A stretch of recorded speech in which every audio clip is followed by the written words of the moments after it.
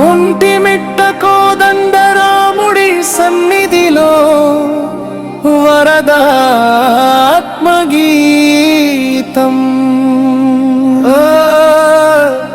ఒంటిమిట్ట కోదండరామాలయం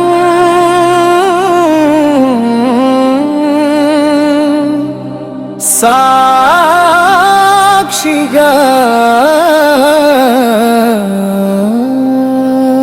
ఆ శ్రీరామచంద్రుని కన్నా నా కష్టం ఎక్కివేమి కాదురా.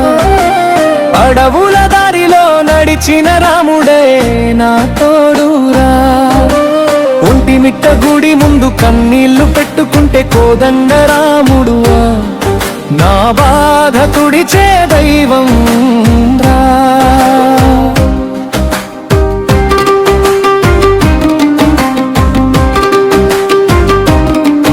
అరణ్యవాసం చేసిన వాడు అయోధ్య రాజు కదా.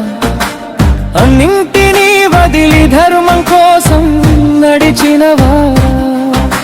నాకీ చిన్న కష్టం ఎందుకింత భారమయ్యేరా. రాముడి గాథ గుర్తుకొస్తే గుండె ధైర్యమయ్యేరా. గాలి తాకితే గోపురం జ్ఞాపకమవుతుంది. గంటల నాదంలో గాయం మాయం అవుతుంది.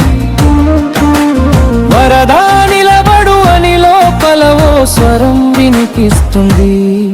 రాముడి చూపే నా మార్గం వెలిగిస్తుంది. ఆ శ్రీరామచంద్రుని కన్నా నా కష్టం ఎక్కివేమి కాదురా. ఒంటిమిట్ట రాముడు ఉన్నాడు నాతోరా.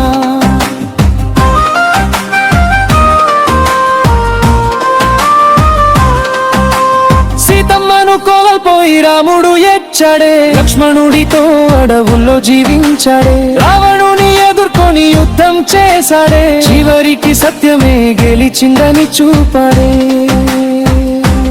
అలా నేను ఓర్పుతో నిలబడతారా. కాలమే నాకు జయ గదరాస్తుందిరా. ఒంటిమిట్ట సాక్షిగా ప్రమాణం చేస్తారా. నాకున్న నమ్మకమే నాయుధం రా. గర్భగుడి ముందు చేతులు జోడించి నా కష్టం చిన్నదే అని నన్ను నేనే నమ్మించి కన్నీటి చుక్కల్ని ఆశగా మార్చుకుని రాముడి పాదాల దగ్గర ధైర్యం కోరుకుంటా. వరద ఒంటరి వాడే కాదురా. కోదండ రాముడు ఉన్నాడు కదా. ఇది పరీక్ష మాత్రమే రా. విజయం కూడా దగ్గరే కదా. ముగింపు పల్లవి ఆ శ్రీరామచంద్రుని కన్నా నా కష్టం ఎక్కివేమి కాదురా. ఒంటిమిట్ట రాముడు అన్నో వదలడురా.